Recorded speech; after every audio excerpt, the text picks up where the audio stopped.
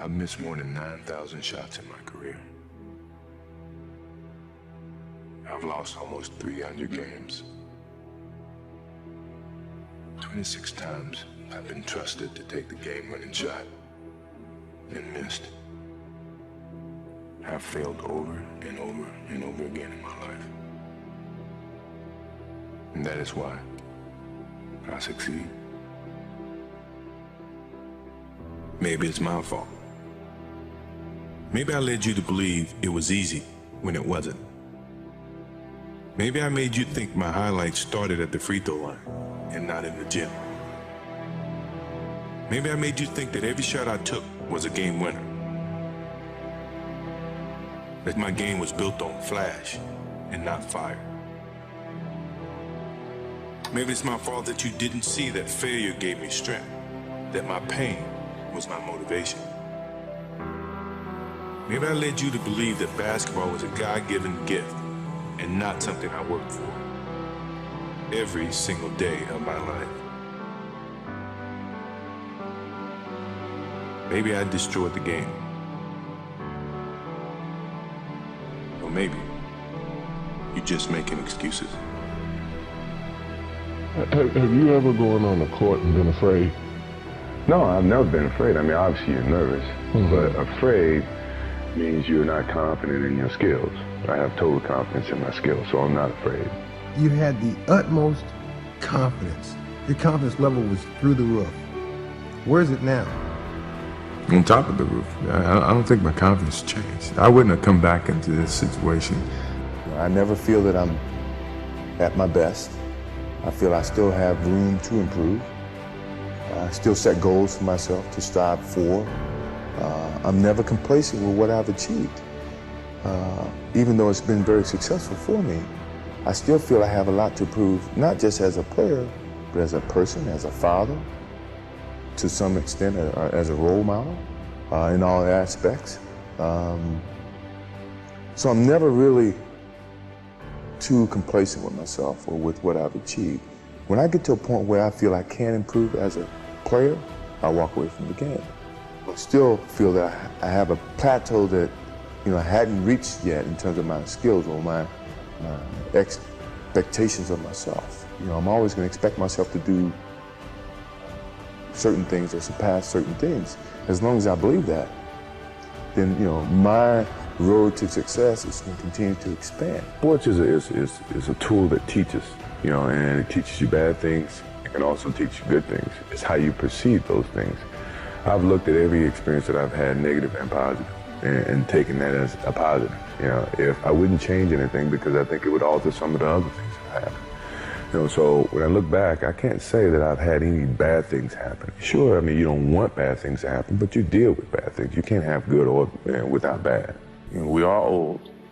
Sure, we're tired. It's been a long season, but mentally, we have a vision. We have a finish that we have to attain. And sometimes you have to do it when you're old and you're tired.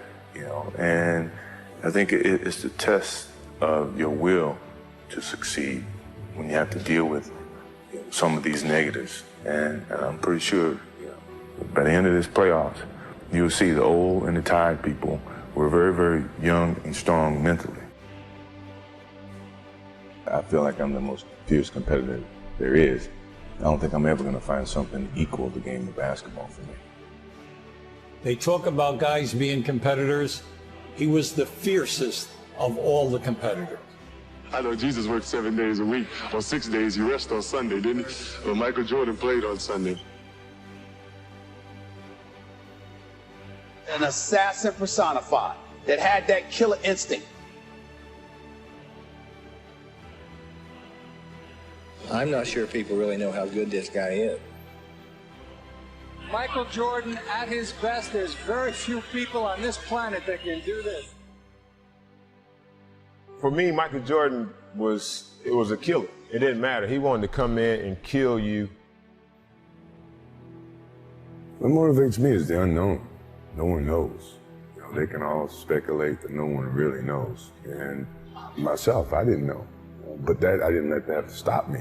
And I let that motivate me more so than anything, that You know, as long as it's unknown, that means I have a chance. You know, and that's the way I pursued my whole career.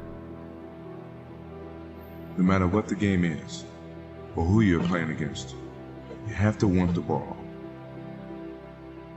The clock. The pressure. Block all that out. All you think about is what you have to do to win. That's why I love the end of the game. Because it comes down to that one moment when it's all in my hand.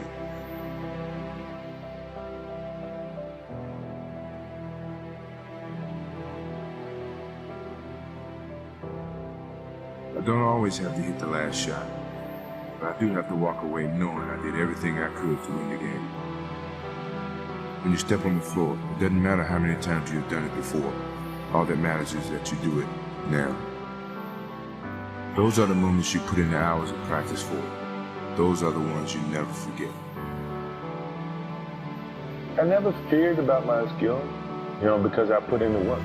Work ethic eliminates fear. So if you put forth the work, then what are you fearing? You know what you're capable of doing, what you're not. I've never been afraid. I mean, obviously you're nervous, but afraid means you're not confident in your skills. I have total confidence in my skills, so I'm not afraid.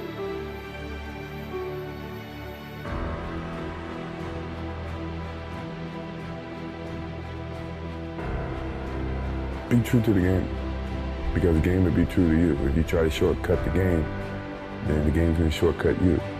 If you put forth the effort, good things will be bestowed upon you. You know, that's truly about the game. And in some ways, that's about life too.